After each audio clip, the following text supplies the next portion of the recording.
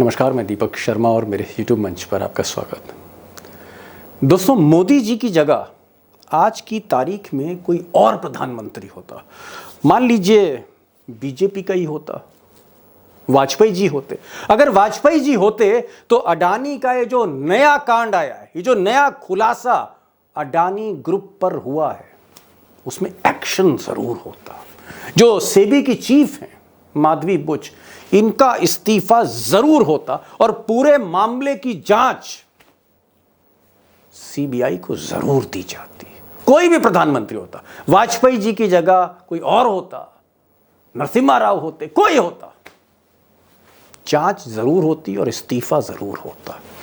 लेकिन साहब, आज की तारीख में प्रधानमंत्री तो मोदी जी हैं और मामला अडानी साहब का है। तो फिर हुआ क्या? इसमें दो बातें हुई। पहली बात ये हुई दोस्तों कि अडानी का ये जो खुलासा था अडानी पर, पूरे मामले को, अडानी के इस पूरे मामले को ठंडे बस्ते में डाल दिया गया है। किसी भी जांच का पिछले 48 घंटे में कोई आदेश नहीं हुआ है और कोई इस्तीफा नहीं हुआ है, कोई इस्तीफा नहीं हुआ है। और दूसरी बात वो पहली बात से भी ज़्यादा गजब है। दूसरी चीज़ ये हुई कि अडानी की जगह इस मामले में राहुल गांधी की फाइल ईडी ने खोल दी है। जी हां, राहुल गांधी की फाइल खुल गई। जिस राहुल गांधी ने अडानी के खिलाफ तमाम संगीन आरोप लगाए, जिस राहुल गांधी ने अडानी और मोदी को लेकर सदन में दस्तावेज रखे, तमाम साक्ष्य रखे कि किस तरह से एयरपोर्ट, किस तरह से देश का इंफ्रास्ट्रक्चर, किस तरह से देश के संसाधन, उसकी लूट हो रही है, तमाम साक्ष्य रखे, उसी राहुल गांधी की अडानी के मामले में फाइल खोलती गई है। और ये बात मैं नहीं कह रहा, आई एम नॉट सेइंग, ये बात देश के बड़े बड़े अखबार कह रहे हैं। हिंदुस्तान टाइम्स है, मिंट है, कई चैनल हैं, वो कह रहे हैं कि राहुल गांधी की फाइल ईडी खोल रही है। और बाकायदा ईडी के अफसरों का हवाला देते हुए खबर लिखी गई है कि राहुल गांधी का समन तैयार हो रहा है, यानी जल्दी ईडी राहुल गांधी का दरवाजा खटखटाने जा रही है। जल्दी राहुल गांधी को ईडी नोटिस भेज सकती है। सूत्रों के हवाले से ये बड़ी जानकारी निकलकर सामने आ रही है। राहुल गांधी डरने वाले नेता नहीं, हम सब उनके साथ हैं। सीबीआई ईडी 55 घंटे मुझसे इंटेरोगेशन किया। अब दोस्तों, इन अखबारों का ये कहना है कि एक पुराना मामला, नेशनल हेरल्ड का एक पुराना मामला, नेशनल हेरल्ड अखबार नेहरू जी ने शुरू किया था, कांग्रेस इस अखबार को चलाती थी, उसका एक ट्रस्ट था और उस ट्रस्ट को लेकर सोनिया गांधी, राहुल गांधी, मोतीलाल वोरा, कई ऐसे नेता थे कांग्रेस के जिनको ईडी ने पिछली बार लपेटने की कोशिश की थी। अब उसी पुराने मामले में को फिर से खंगाला जा रहा है और समन तैयार किया जा रहा है। अब ईडी बहुत जल्द, अखबारों का कहना है कि ईडी बहुत जल्द राहुल गांधी के घर जाएगी और घर जाके उनसे पूछताछ करेगी, या हो सकता है उनको मुख्यालय बुला ले ईडी में, वहाँ पर पूछताछ करे, घंटों पूछताछ करे, कई बार पूछताछ चले, कई दिन तक पूछताछ हो सकती है। और पूछताछ के बाद अभी तो सरकार को तय करना है कि इसमें क्या किया जाए, मार दिया जाए, छोड़ दिया जाए, जेल भेज दिया जाए, बख्श दिया जाए। यानी कुल मिलाकर अगर जेल भेजना है या कोई एक्शन लेना है तो ये पूछताछ के बाद होगा, ऐसा अखबारों का कहना है। अब इत्तेफाक देखिए, और इत्तेफाक ये है कि पिछले साल जनवरी फरवरी 2023 में जब अडानी पर तमाम संगीन आरोप हिंडनबर्ग रिसर्च ने लगाए थे कि साहब मार्केट में, शेयर बाजार में गड़बड़ी हुई है, खरबों रुपए का पैसा, काले धन का विदेश से आया है, इस तरह के जब आरोप लगे थे और राहुल गांधी ने यह मामला उठाया था प्रधानमंत्री के सामने, और ना सिर्फ मामला उठाया, उन्होंने प्रधानमंत्री को भी कटघरे में खड़ा कर दिया राहुल गांधी ने। हुआ क्या था तब? राहुल गांधी के संसद की सदस्यता रद्द कर दी गई है, लोकसभा की सदस्यता ही उनकी चली गई और 2 साल की सजा सुना दी गई एक पुराने मामले में, मानहानि के मामले में, और जेल भेजने की नौबत थी। अगर चीफ जस्टिस चंद्रचूड़ ना होते, अगर सुप्रीम कोर्ट हिम्मत ना करता, तो राहुल गांधी जेल चले गए होते। बहरहाल पिछली बार का ये मामला था जब राहुल गांधी ने अडानी पर सवाल किए थे और इस बार जब उन्होंने फिर सवाल किए तो आपको पता है क्या हुआ, समन भेजने की तैयारी है। अब दोस्तों सच्चाई तो ये है कि ये जो ईडी है, एनफोर्समेंट डायरेक्टरेट, इसकी पूरी फौज मोदी जी की है और देश का सारा सिस्टम, चाहे जेल हो, मीडिया हो, अदालतें हो, कॉरपोरेट हो, ये सारा सिस्टम भी मोदी जी के हाथ में आज भी है। भले वो बैसाखियों पर है आज उनकी सरकार, सिस्टम उनके हाथ में। अब ऐसे में राहुल गांधी को जेल भेज देना, राहुल गांधी के घर पर जाकर बार बार पूछताछ करना, या फिर राहुल गांधी को बार बार थाने बुलाना, उनको परेशान करना, उनको डिस्टर्ब करना, ये कोई बड़ी बात नहीं दोस्तों, नथिंग बिग, क्योंकि सारा सिस्टम अभी भी मोदी जी के पास है।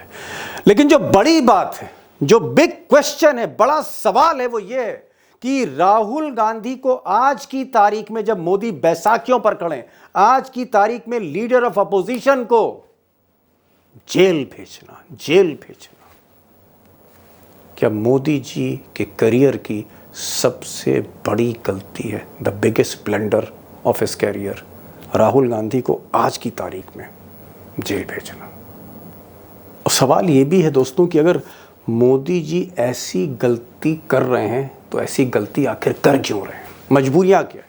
क्योंकि मैंने पहले भी कहा कि मोदी जी की स्थिति वो 303 वाली स्थिति नहीं है, प्रचंड बहुमत वाली स्थिति नहीं है, 2014-2019 वाली स्थिति नहीं है, ये 2024 है, जहां सरकार, अगर आप देखें सदन में, तो बैसाखियों पर ही चल रही है और विपक्ष हर मुद्दे पर हावी है। और सवाल यह भी है कि जो मोदी चुटकियों में कानून बनाते थे, बिल पास कराते थे, आज की तारीख में कानून नहीं बना पा रहे, बिल पास नहीं करा पा रहे लोकसभा से।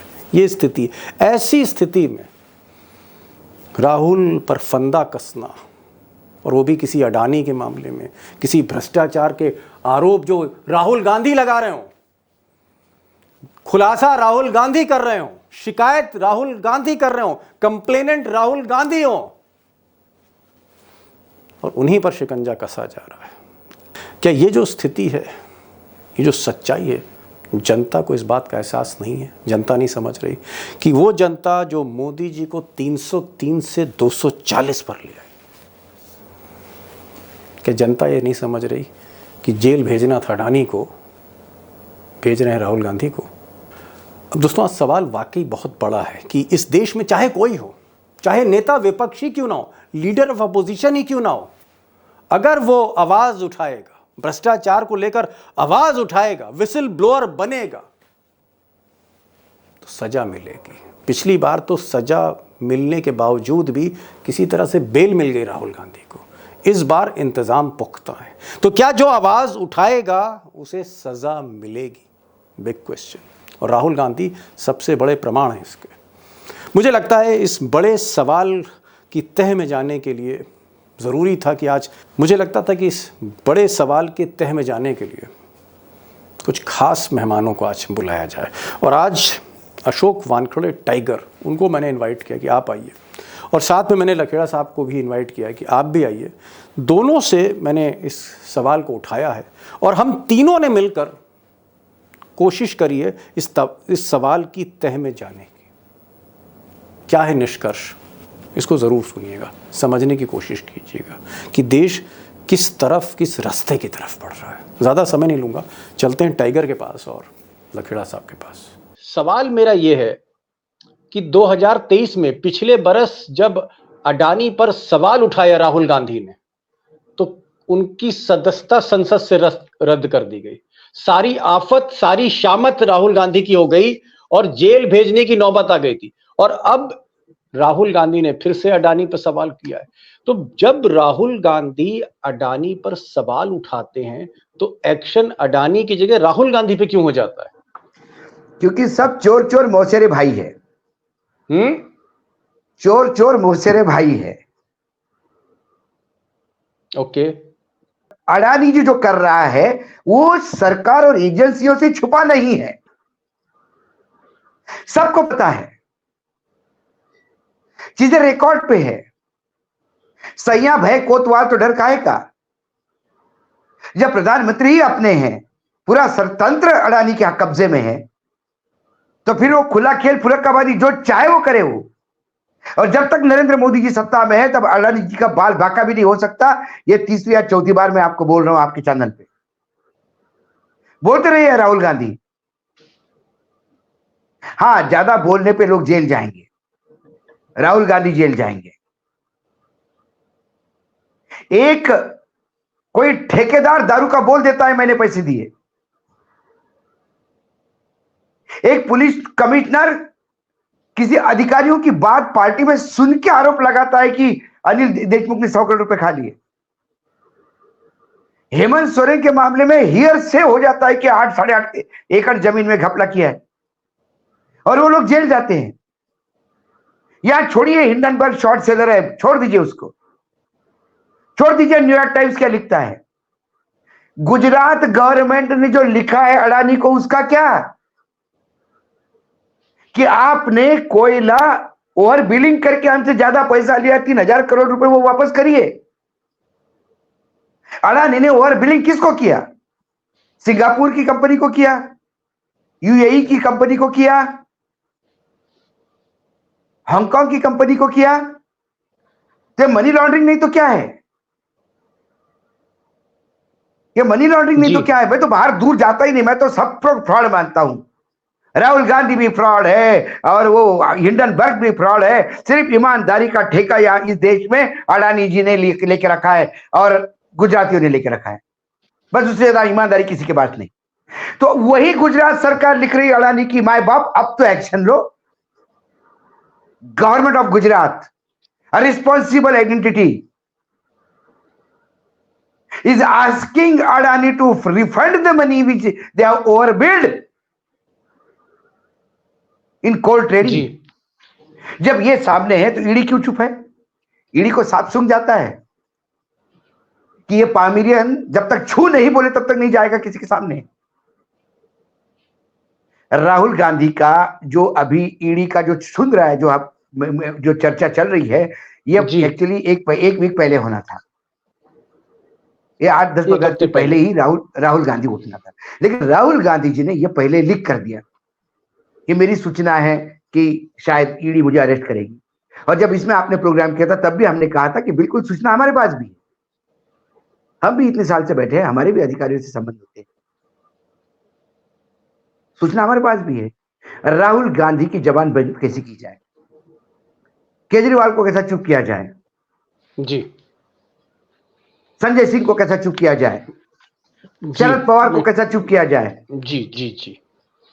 तो ये चुप करवाने के तरीके हैं। तो अभी क्या है, आप पूरे देश में देखिए, जब से 18वीं लोकसभा शुरू हुई है तब से राहुल गांधी, पूरा इंडिया गठबंधन, एक तरफ से राहुल गांधी, दूसरी तरफ से अखिलेश, तीसरी तरफ से बनर्जी, टीएमसी के, चारों तरफ से हमले हो रहे हैं और वो हमले के उत्तर नहीं है। प्रधानमंत्री राहुल गांधी के एंट्री से अपनी एग्जिट कर लेते हैं, फेस नहीं कर पाते। ऐसे में अब राहुल गांधी से निजात पाने का कौन सा आप मुझे बताइए। मोदी जी बिल्कुल सुनने को तैयार है। राहुल गांधी से निजात कैसी पाई जाएगी सिवाय राहुल गांधी को जेल में ठूसने के बगैर। लेकिन ये उनकी सबसे बड़ी भूल होगी। ये वही भूल होगी जो भूल उन्होंने इंदिरा गांधी को हथकड़ी लगा के करी थी। टाइगर ने जैसे कहा कि भाई मोदी जी के पास अब कोई रास्ता नहीं बचा है, अपनी कुर्सी बचाने के लिए राहुल गांधी को जेल भेजने के अलावा मोदी जी के पास कोई ऑप्शन नहीं है, विकल्प नहीं है। मेरा सवाल यह है कि क्या राहुल गांधी को जेल भेजना मोदी के कैरियर की सबसे बड़ी मिस्टेक होगी? ये आत्मघाती साइकिल होगा, आत्मघाती कदम होता है। आत्मघाती? यस। अगर आप कह रहे हैं कि ये ब्लंडर है तो फिर ये ब्लंडर करने की मजबूरी क्या है लखेड़ा साहब? फिर तो ये जेल, देखो इन्होंने इतने कांड कर रखे हैं, मैं ऐसे शब्दावली का इस्तेमाल नहीं करना चाहता हूं, उससे बचना चाहता हूं। इतने कांड कर रखे हैं कि ये जो तीन बार मोदी और गुजरात लॉबी के जो लोग हैं इतने स्कैंडल में फंसे हुए गले गले तक कि इनको तीन बार जन्म लेना पड़ेगा सजा भुगतने के लिए। क्योंकि इन्होंने इतने क्राइम, आर्थिक अपराध कर रखे हैं, रफाल से लेकर के तमाम मामलों में। ये जो इलेक्ट्रल बॉन्ड वाला मामला है, ये क्या चीज है? आप चंदा लिया, सुबह छोड़ दिया, मुकदमे में आदमी तिहाड़ जेल में बंद है, वो पेशी में पेश हो रहा है, उसको बाहर छोड़ दिया, उसके बाद उससे आप पैसे ले। शरद रेड्डी के मामले में क्या हुआ भाई? आपने ये जो इलेक्ट्रल बॉन्ड है, जिस पर पूरे देश में शांति व्याप्त है, मेन स्ट्रीम मीडिया में शांति व्याप्त है, कोई सवाल नहीं पूछता। आप लखेड़ा साहब, आप ये कह रहे हैं कि best attack is best defence, यानी मोदी अपने बचाव के लिए अब राहुल गांधी पर शिकंजा कस रहे हैं, ये आप कहना चाह रहे हैं? बिल्कुल। देखिए, अगर वो शिकंजा नहीं कसेंगे तो खुद जेल जाने का इंतजाम करेंगे। देखिए होने क्या जा रहा है, 3 स्टेट्स में हारने वाले हैं, कोई ना कोई प्रेशर बिल्डअप हो रहा है। एलायंस पर बिहार में हंगामा हो रखा है, नीतीश कुमार पर इतना प्रेशर है, नया बिल लेकर के आए हैं जेपीसी के लिए, वक्फ बोर्ड वाला, उस पर हंगामा हो रखा है, तहलका मचा हुआ है उनकी पार्टी में। जो अल्पसंख्यक लीडर हैं, उन्होंने बगावत कर रखी है कि आपके पार्टी के नेता ने कैसे सपोर्ट कर दिया। अभी जब विधानसभा के चुनाव के नतीजे आएंगे, तब इनको लगता है कि हमारा क्या होगा। तो हमारा क्या होगा, तो जो कीचड़ होता है ना, तारकोल होता है, तो दूसरे के मुंह पे भी तारकोल फेंक दो। तो ये जो कालिक है, इस कालिक को दूसरे पर उड़ने की कोशिश है, और कुछ इसमें निकलना नहीं है। और अपोजिशन से डरे हुए हैं, ये डर है, ये भय है। मैं एक चीज जानना चाह रहा था टाइगर, कि अगर राहुल गांधी को जेल भेज देते हैं मोदी जी, तो क्या आपको लगता है कि महाराष्ट्र का चुनाव जीत जाएंगे? एक लेमैन की तरह पूछ रहा हूं कि क्या राहुल गांधी को जेल भेजकर, ईडी की जांच में फंसाकर, कि जो महाराष्ट्र का चुनाव होने जा रहा है 2 महीने बाद, क्या मोदी जी जीत जाएंगे? नहीं दीपक जी, महाराष्ट्र का चुनाव तो इनको हारना ही है। क्या राहुल जी, महाराष्ट्र का चुनाव तो इनको हारना ही है। राहुल गांधी को जेल में हारना ही है। राहुल गांधी जैसे लोग हैं, अमित शाह जैसी चाणक्य के साथ में। अरे चाणक्य सारे क्या हो गया, सिंगल डिजिट पे तो आ गई लोकसभा में। आपके चाणक्य तब काम क्यों नहीं कर पाए? हम आपको बता रहे हैं, पूरा सुन लीजिए हमारी बात। राहुल गांधी को अरेस्ट किए बगैर भी बीजेपी हार रही है महाराष्ट्र का चुनाव। राहुल गांधी को अरेस्ट करने के बाद भाजपा बुरी तरह से चुनाव हारेगी। फर्क इतना है, हार बुरी तरह से हार निश्चित है।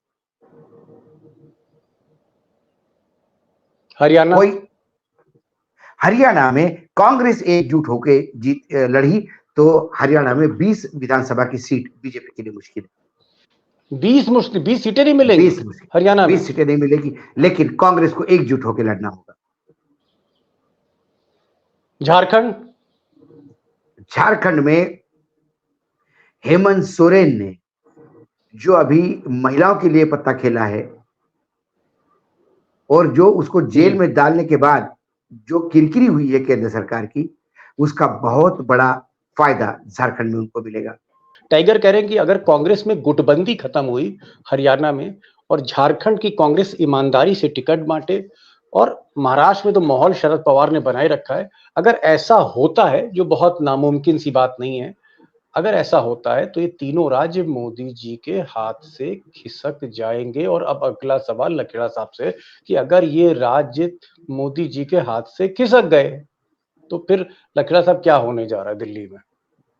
देखिए, इनकी जो गुब्बारा है वो ऑलरेडी फूट चुका है, और ये ढह चुके हैं, इनका ताश के पत्ते सब ढह चुके हैं। और इनको अब ये लगता है कि ये मैनिपुलेशन करके, जो हम बार बार कहते हैं ना डेली वेज पे, इनको लगता है कि थोड़ा 2-3 महीने चले जाएं, 2-3 महीने खींच ले जाएं, उससे लगता है इनको कि एक बड़ा भारी मुगालता इन्होंने पाला हुआ है, कि यहां हम कुछ गड़बड़ी करके, पैसे के बल पर कुछ उटपटांग चीजें करके, पोलराइज करके, धर्म के नाम पर, जातियों के नाम पर कुछ पोलराइज करके कुछ पासा पलट देंगे। वो हाथ से खिसक चुका है। और मैं आपको बता दूं, महाराष्ट्र में जबरदस्त अंडर करंट राहुल गांधी के नाम का है। और आज वोट परसेंटेज के नाम पर, जितने वोट परसेंटेज, सीटों के मामले में, वोट परसेंटेज के मामले में कांग्रेस बहुत आगे निकल गई। जो भारतीय जनता पार्टी बेहोश है, उसके बाद महाराष्ट्र के लोकसभा चुनाव के जो जमीनी नतीजे हैं, उन जमीनी नतीजों का कैलकुलेशन अगर विधानसभा वार निकाल लिया होगा बीजेपी वालों ने, तो वो पहले ही वहां हार चुके हैं। टाइगर, लास्ट क्वेश्चन, जैसा कि आपने भी कहा और बाद में लखेड़ा साहब ने उस पर मोहर लगाई कि ये 3 राज्यों के चुनाव के नतीजे मोदी जी के लिए सबसे बड़ी मुसीबत, हिमालय जैसे पहाड़ ऐसी मुसीबत लेके आ रहे हैं। अगर ये तीनों चुनाव हाथ से गए तो क्या आपको लगता है टाइगर, आरएसएस, मोहन भागवत और आरएसएस की जो टॉप लीडरशिप है, क्या वो मोदी जी को रिप्लेस करने के लिए किसी को आगे कर सकती है, किसी चेहरे को आगे कर सकती है, नितिन गडकरी को आगे कर सकती है? क्या आरएसएस का एक्शन फिर क्या होगा आफ्टर नवंबर? देखिए दीपक भाई, आरएसएस बहुत स्लोली काम करती है। अभी आरएसएस की एक अलग बैठक हुई हरियाणा में, आरएसएस की और स्टेट यूनिट की बैठक हुई महाराष्ट्र में 2 दिन पहले। देवेंद्र फडणवीस ने बहुत सारा प्रेजेंटेशन किया। उस प्रेजेंटेशन से आरएसएस बिल्कुल इत्तेफाक नहीं रखती थी। उन्होंने कहा कि अजित पवार को ड्रॉप करना होगा। उन्होंने एक डिमांड की कि जो पार्टी के ओरिजिनल लोग हैं उनको टिकट देना पड़ेगा, या आयाराम गयाराम को आपको ड्रॉप करना पड़ेगा। यह हरक्यूलियन टास्क है ना। उनको छोड़ा तो ये शेर की सवारी हो गई है उसके लिए, देवेंद्र फडणवीस के लिए। उतर जाता है तो शेर खा जाता है, और शेर को वो चला नहीं पा रहे, अपने मर्जी से शेर जहां चाह चल रहा है। ये तो इसलिए Maharashtra is gone case. Haryana में जो बात हुई है, हरियाणा में बार बार ये बात आई है कि हमारी जो पुराने लोग हैं उनको निगलेक्ट किया गया है, उनको बात करो। लेकिन हरियाणा में जाट पॉलिटिक्स नाम की एक चीज है, खासकर ये जो विनेश फोगट के साथ हुआ है, वो कहीं खाप पंचायतों में ठीक गले नहीं उतरा। वो बहुत भयानक रूप से इस चुनाव में रिएक्ट होके आएगा। दूसरी तरफ भ्रष्टाचार चरम पे है, तीसरी तरफ बेरोजगारी, हरियाणा में आज भी बेरोजगारी में हरियाणा नंबर 1 है। तो कुल मिला के हरियाणा में ऐसी कोई चीज नहीं वो दे, तो ये 2 चीजें तो संग कर रहा है। सर मैं कह रहा हूं कि अगर स्कोर बोर्ड में मोदी हार गए, स्कोर बोर्ड में 3-0 है बीजेपी, 0-3। एक सेकंड, पहले भी मोदी लोकसभा स्वीप करने के बाद विधानसभा हार गए थे, पहले भी हार गए थे, लेकिन पहले तब अध्यक्ष का टेन्योर खत्म नहीं हुआ था। इस बार अध्यक्ष का टेन्योर खत्म हुआ है। इस बार लोकसभा की हार के साथ ये 3 राज्यों की हार क्लब होती है, तो फिर अध्यक्ष पद के लिए अपना नाम पुश करने की ताकत मोदी और अमित शाह खो देते। ऐसे में यदि संघ चाहे तो संघ कहेगा हमें प्रधानमंत्री से कोई लेना देना नहीं, सरकार चलाएंगे जैसा चलाएंगे, हम हमारा अध्यक्ष देंगे। और यदि संजय जोशी को अध्यक्ष दे दिया तो इन दोनों को इस्तीफा देने के सिवा कोई चारा नहीं, क्योंकि फिर संगठन सत्ता की नकेल कसेगा। जब संगठन सत्ता की नकेल कसेगा, संगठन तय करेगा मंत्री कौन होगा, संगठन तय करेगा डिपार्टमेंट कौन सा होगा, संगठन तय करेगा मुख्यमंत्री कौन होगा, संगठन तय करेगा राज्य की इकाई के अध्यक्ष कौन तय होगा, फिर ये संगठन तय करेगा। टाइगर, बड़ी दूर की कौड़ी आपने बताई, और यही चीज इशारा लखेड़ा साहब कर रहे थे कि अगर 3 राज्यों के चुनाव मोदी जी के हाथ से निकले तो आरएसएस जो है वो अपना अध्यक्ष बनाएगा, और मोदी जी के जो दुश्मन है, सार्वजनिक रूप से जो उनके शत्रु है, राजनीतिक शत्रु संजय जोशी को, मोदी जी के दुश्मन को नड्डा की कुर्सी पर बैठा दिया जाएगा। पार्टी आरएसएस के हाथ में रहेगी। थोड़ा मैं आपके शब्दों का थोड़ा मैं ऑब्जेक्शन लूंगा। वो मोदी जी के दुश्मन नहीं है, संजय जोशी मोदी के दुश्मन नहीं है। संजय जोशी संगठन के प्रति समर्पित है, संजय जोशी संघ के प्रति समर्पित है। जो संगठन के प्रति समर्पित है, जो गरीब जनता के प्रति समर्पित है, जो संघ के प्रति समर्पित है, वो तमाम मोदी जी उनको अपना दुश्मन मानते हैं। चलिए ठीक मान लिया, मोदी जी को दुश्मन नहीं मानते। संजय जोशी दुश्मन नहीं मानते, उल्टा है। ठीक, तो बहरहाल संजय जोशी को बैठा दिया जाएगा उस कुर्सी पर, और उसके बाद जो पार्टी है, जो संगठन है, ऑर्गेनाइजेशन, वो आरएसएस के हाथ में होगा। और तब टाइगर कह रहे हैं कि मोदी और शाह के लिए दिल्ली बड़ी आप कह सकते हैं मुश्किल हो जाएगा यहाँ पर। लास्ट लाइन में एक सवाल का जवाब, क्या आप इस टाइगर की बात से सहमत हैं, हाँ ना, एक लाइन में लखेड़ा साहब? देखिए, पूरी तरह सहमत हूं मैं, और हम लोग इसी एक ही डायरेक्शन में सोच रहे हैं, जो प्रोसेस, थॉट प्रोसेस है। मैं ये मान रहा हूं कि मोदी में जब ये 3 राज्यों के चुनाव हारेंगे तो ये साबित हो जाएगा, इसका एक सर्टिफिकेट मिल जाएगा, जैसे ना दिस इज टू सर्टिफाई कि इन तिलों में तेल नहीं है। इन ओहो। मोदी में वोट खींचने की, वोट पाने की क्षमता खत्म हो चुकी है। तो अब इनको किसी तरह ढोया जाए। साल, 1.5 साल मध्यावधि चुनाव 2026 में मैं got the point sir, got the point. आपका कहना है कि मध्यावधि चुनाव तक खेला नहीं जी। लखेड़ा जी, खली से तेल नहीं निकलता। हाँ, खली से तेल नहीं निकलता। हाँ, तिलों में तेल छोड़िए, ये खली है। लोकसभा में ही पता पड़ गया कि इसमें तेल नहीं है, खली है। अब उस खली को कितनी भी बार मशीन में डालोगे तो एक बूंद तेल निकलना नहीं है। नहीं, खली फिर मशीन से बाहर आएगी। Got the point. समय हो रहा है। मैं सिर्फ ये कहूंगा, सम अप करूंगा दोनों पैनलिस्ट की बातें, कि राहुल गांधी को जेल भेजना एक ब्लंडर होगा। अगर ऐसा करते हैं तो मोदी जी के लिए एक मुसीबत और होगी। और जो 3 राज्य है, सिंपैथी फैक्टर काम करेगा इंडिया अलायंस के लिए। और अगर ये 3 राज्य निकले तो आरएसएस कहीं ना कहीं नड्डा की जगह अपना आदमी बैठा देगा। पार्टी आरएसएस के हाथ में होगी और एक तरह से मोदी और शाह के लिए फिर दिल्ली की गद्दी संभालना बहुत मुश्किल हो जाएगा। यानी 2 महीने के बाद अग्नि परीक्षा मोदी जी की शुरू होने जा रही है। और मोदी जी जो मायूस से आजकल दिखते हैं, वो जो चेहरे पे नूर धीरे धीरे कम हो रहा है और भरी महफिल में अकेले दिखते हैं, तन्हा दिखते हैं मोदी जी आजकल, उसकी वजह यही है कि नवंबर की अग्नि परीक्षा को लेके मोदी जी आशंकाओं से भरे हैं। हार का कहीं ना कहीं डर सता रहा है। उनको लग रहा है कहीं सब कुछ छिन ना जाए। लखेड़ा साहब आप आए, वानखेड़े साहब आप आए, और टाइगर और लखेड़ा साहब ने जो आज बातें की, जो डायरेक्शन आपने दिया है, उससे ऐसा ही जाहिर होता है कि अगर राहुल गांधी पर हाथ डाला तो ये मोदी के करियर का सबसे बड़ा ब्लंडर होगा। लखेड़ा साहब, thank you so much for joining this programme. और टाइगर, मैं किस दिल से और किन शब्दों से आपका शुक्रिया अदा करूं कि इतनी मसरूफियत के बाद आप स्क्रीन पर आ ही जाते हैं हमारे दोस्तों के लिए। Thank you so much both of you. Thank you so much sir, thank you so much.